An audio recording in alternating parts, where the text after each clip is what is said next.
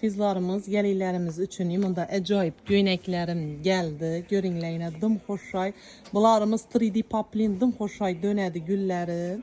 Görünleyine tap içine uyma etip uyup gül basılganlığın dönüşüne karanmın. Vapşe çıraylı imunda renkleri bayna mahil renkleri var. O xil rengi bayna. Kaysıngan hiç siyet gerek olsa tellep alayarasla. Bula biz razmer standart getiveredi.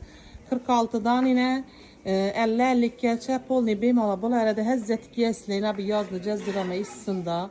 Vapşe çıraylı renkler hem soçni 3D paplilarımız yine görünler. Göynekleri hamiladarlarım tavsiye etmemiz yine gelinlerimiz hem kızlarımız hem tavsiye etmemizden çıraylı. Bu göyneklerimiz 150'lik göyneklerdir. Bizlere abone olup gelgen patpisçiklerimiz ama 100.000 som etip beramen görünler. 100.000'e tikip ben vermiydi. Bir tikiyucunu kol 80.000 90.000'e tüküttürttü. Tavarımı utuna kaladı yine görünler. Dım hoşra 100.000 somla acayip ülgerip kalınla özü 60 tane. Ertenkin kamasa yok eken ku demeyle köp nelerini reklam etemiz. Geç gelediler keyin kamap ku dep duradılar. Şunçu erterak gel ülgerip kalınla 100.000 soma yine tikipen vermiydi. Dım hoşra sivetler emine. Görünler 100.000 somdan da acayip.